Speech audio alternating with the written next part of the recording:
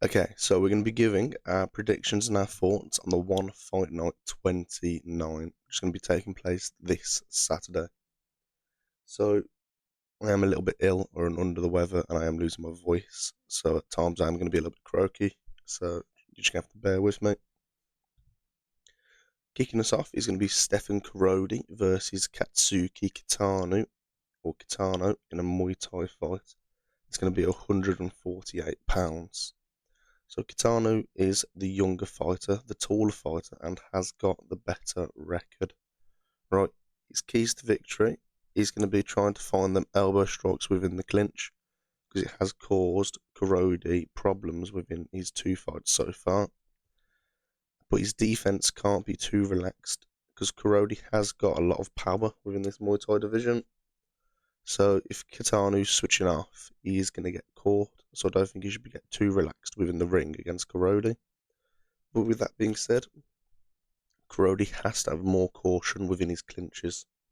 He can't be going into clinches not anticipating getting elbowed or kneed by his opponent. He has to be a little bit more careful with it. Right. And he has to stay on the front foot. He can't be backing up. If he backs up and he gives Kitano the forward pace, the forward pressure, then he's going to be in trouble. But for this one, I am going to go with Stefan Korodi as who I think is going to actually win this bout, though.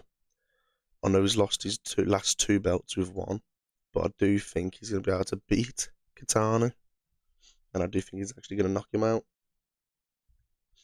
The second fight, well, the actual second fight is a submission grappling, but I'm not going to cover that one. So the actual second fight within the video is Douji versus Joshua Pereira. Both are 27. Douji has got the height advantage of 2 inches. Right, Pereira is making his one debut, and Douji is 1-2 within one. So this is an MMA bout.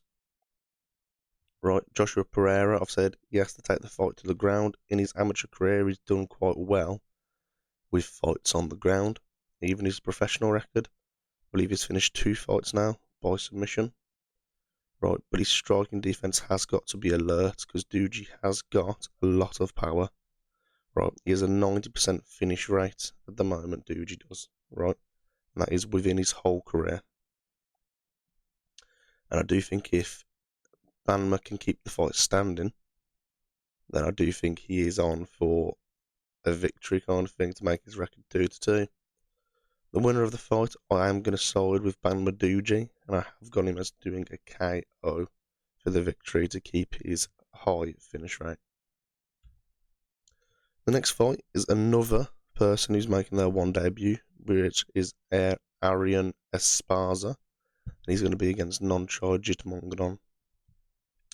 So, Esparza's 21, Nonchai's 25. He's also taller, and he's 2-0, so currently he's perfect within one. Esparza making his debut. Esparza fights southpaw, right? I haven't seen many of his fights, if I'm being honest to you, but whenever there's a southpaw fighter, and there's an orthodox fighter, the one tip that can always be given to both fighters is to keep their lead foot on the outside of the opposition's lead foot. Because when it's southpaw versus orthodox, you're mirrored. So if you can keep your foot on the outside, it means your strong hand and strong leg are able to come across your opponent, right, even more and a little bit faster.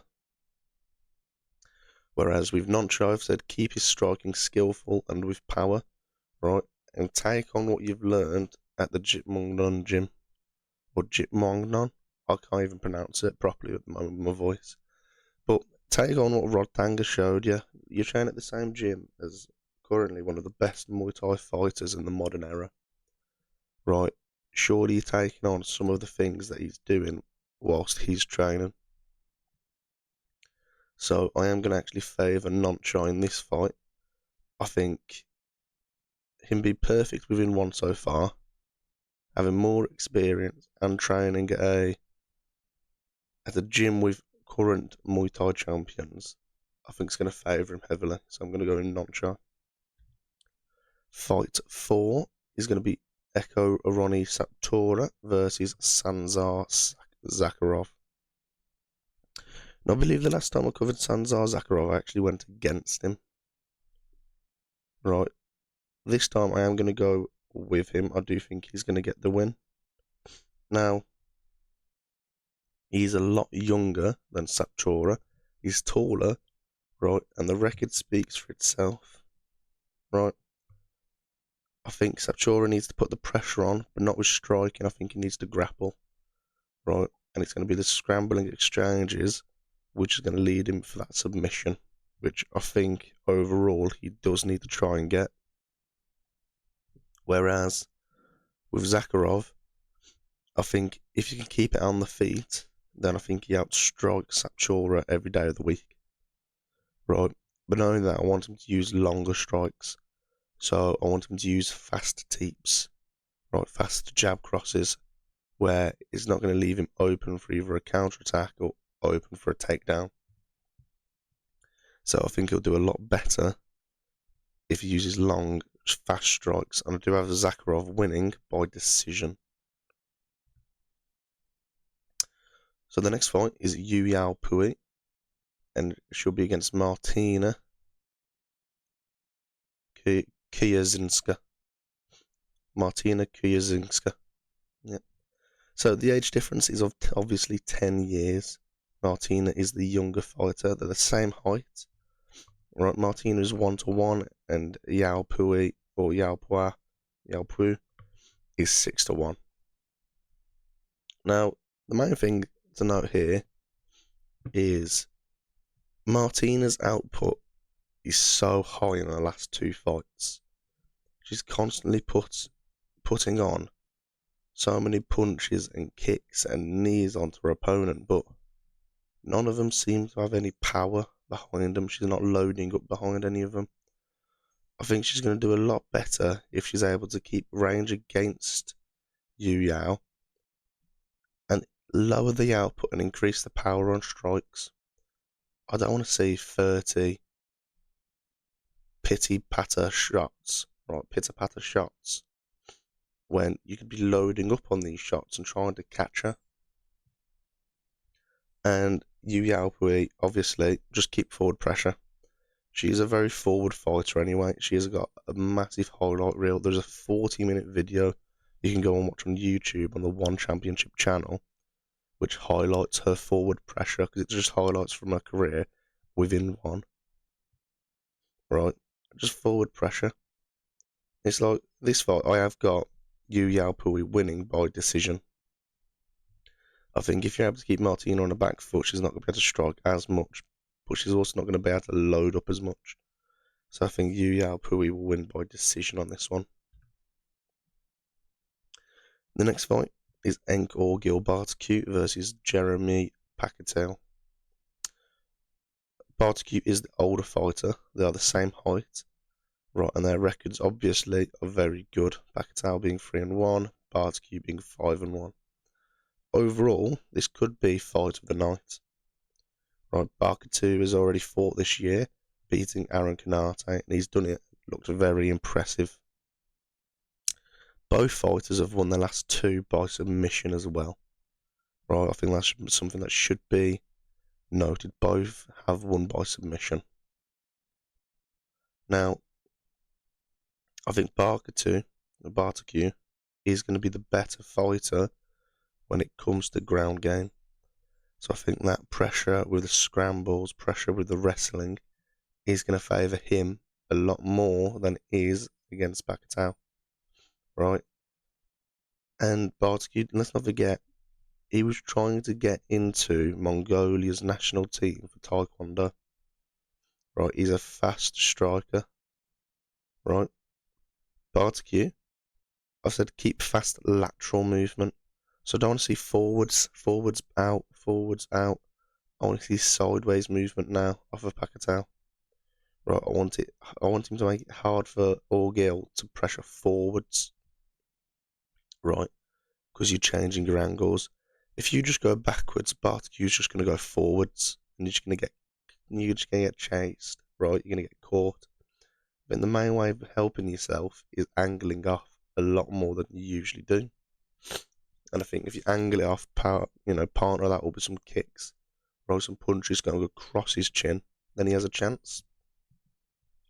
This fight I've got Baartarkhuu winning by submission though, because I just think he's going to be too big. Honestly, I'm a massive fan of Baartarkhuu. I said it last time. I don't know how he has such a massive frame for this weight class. Like, these two are the same size, like same in the weight class. Look at the pictures; they look nothing alike, and they're the same height. Like, I just favour Baartarkhuu in the wrestling exchanges, which is usually what Pacatw's favoured in. So the next one, I think it's a massive mismatch. Gilberto Galvao versus Shamil Erdogan. I said after Erdogan's last fight, give him the title fight. Right, let him fight for the title. Who is it? He should be against Anatoly Malikan. Right. He will make light work. He's 3-0, currently perfect within the one championship. Gilberto Galvao is 2-3. Right. Galvao just walks forwards, really. He just tries to catch people with these big looping overhands, these big shots trying to catch people. And I've said it now, he needs to work on his takedowns. He's the shorter fighter in this fight. He needs to try and take Erdogan down. Right, not only that, he has to have caution when he's going forwards. Erdogan finished his last opponent on the back foot. Right. I've said to him, right, keep the fight on the feet. If it goes down to the ground, I do think Erdogan still wins, but if he can, keep it on the feet and powerful striking, fast footwork, because Galvao really only has these big looping shots he always tries to do. If you can dodge them, if you can move out the way, it's really not a problem. Right, and it shouldn't put any pressure on you, really. So I do favour Erdogan to win, and I have said by knockout. I do think he knocks him out. So after this, we have got Lin Oo versus Dmitry Kovtun, and I do think this is going to be the fight of the night. I think this is probably one of the best fights. Overall, Dmitry Kovtun is younger, he's taller. Both have got positive records. Lin Oo, we're going to start with him first. Very entertaining fighter. Obviously, he lost his last two fights. Right, one to Nabil Anani, who's currently the interim champ, and the other to Seksan, who is 10-1 within the one championship. Right, I think his forward pressure, and if he utilises his leg kicks, and when he's clinching, he's utilising his elbows, his knees, right, and he's catching him on the outside, then I do see Lin Oo getting a lot of momentum from it. Right, he's going to take a lot of benefits from them trades. But I seriously think he needs to inside fight. He's the shorter fighter by 3 inches. Right, he needs to inside fight. He can't stay away and try to do bursts in. He has to try to stay close to Dmitry. Right, Dmitry Kovtun needs to keep the range. Right, he needs to keep that little void of space in between them. He needs to keep them away, teeps, long shots. Right, you do not want Lin Oo walking you down. I mean, hell, right, his nickname is the Man of Steel. You do not want that walking in on you. And the next one is keep his back off the cage. Look, he's one loss so far. This came when he's been on his back, right, back on the cage, back on the ropes. He's angled off and he's got caught. Right, the same thing could happen here. Right, he has to keep his back off the ropes. Right, you do not want Lin Oo walking you down and you're pressured and you can't go anywhere. Right, because he'll catch you. Now, with that being said, I do think Lin Oo will win. I think it'll be decision. I do think he'll get the victory. So this one, you're going to be seeing Rambolek take on Parham Gheirati, right, in a Muay Thai fight. Both are extremely young at 21. Gheirati has got the height advantage, Right, the records: Gheirati 6-0, Rambolek 4-2. Right, Rambolek's style is very forward-paced. Right, square on, he walks forwards. Right, he has to be landing the leg kicks whilst going forwards. He has to target the legs. You do not want Gheirati getting into rhythm and moving around and away from you, because he'll keep you on range and far away for the whole fight. Right, Rambolek has to insert dominance early and go forwards. Right, and he has to keep his defense a little bit tighter. Right, and work the counterattacks. Parham Gheirati, when he feels like he's getting a finish, he goes a little bit wild, right? And that's the time to block and get the counter in, right? And I think that's what Rambolek should be working on here. For Parham Gheirati, right, keep his striking skillful and tactical. Don't get scrappy looking for that finish.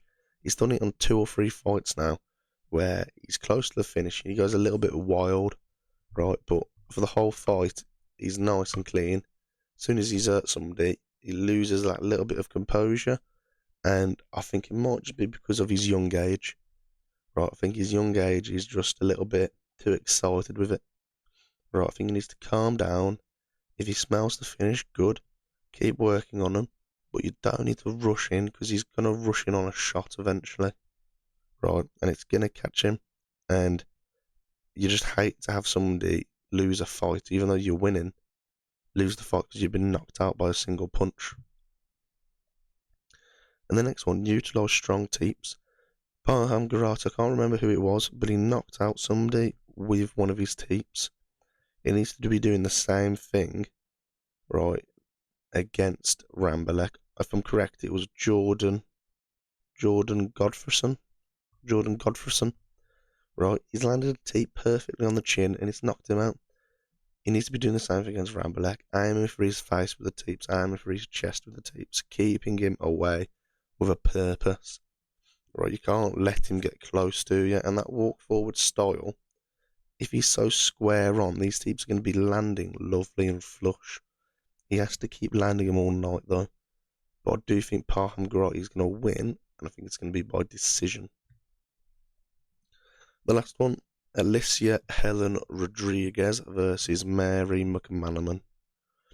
So, Allycia Hellen Rodrigues is the younger fighter by 7 years.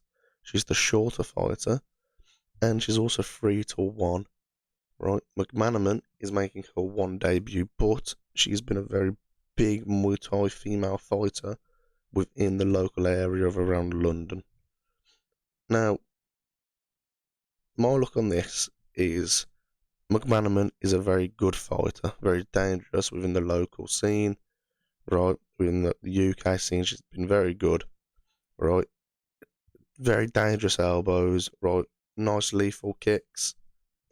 And I'm sure she's got a lot of knowledge fighting out of the Knowsley Academy, right? The same place where the Haggerty's trains, right? Nico Carrillo has been known to go there. Liam Nolan has been known to go there. My biggest problem is it too early? Your first fight within one is going to be against the champion. Is that a little bit too early for you? Right, is she going to have a bit of head loss? This is going to be the biggest fight of her life, right? And she's done it, and she wasn't even supposed to be fighting, right? And she's going to be fighting against a woman who, in all fairness, probably one of the better female Muay Thai fighters that we've seen within one at the moment. Like, let's not forget, Allycia Hellen Rodrigues beat Stamp Fairtex, right? She has a lot more experience, and I want to see her use it, right? She needs to show that there is levels. I'm all for people from the local scene, right, national scene, getting involved. But a title fight for your first fight of the career, right, within one, to me, that shouldn't be happening. And I just think this fight's going to be way too dangerous. And I think it is going to cause problems. Next thing, I think Rodrigues should use the body kicks. The body kicks worked amazingly against Stamp. Right, she was landing them all day on the back foot, the front foot. She was landing these body kicks up to the ribs constantly. Right, it's probably one of the main reasons why she won that fight, because she was out landing Stamp. She needs to do the same thing against Mary McManaman now. Right, so she can get the win. Personally, I think she wins by TKO. Right, I think Rodrigues wins. But just to go over all of my predictions. Fight 1, I've said Muay Thai, Korodi, TKOs, Kitano. I have Douji, KOing Pereira. I have Nonchai getting the decision over Esparza. Zakirov decision over Saputra. Pui decision over Kierczynska. Baartarkhuu submission victory over Pacatiw. Erdogan KOs Galvao. Lin Oo KOs Kovtun. Now that's the one I was on about, where I thought I got it wrong. Gheirati decision over Rambolek, and Rodrigues TKO over McManaman. The Lin Oo fight, I can see going to decision as well, but like I said, I think Kovtun just gets backed up, and I think Lin Oo just punishes him. But they're my picks. I'd love to hear your picks in the comments.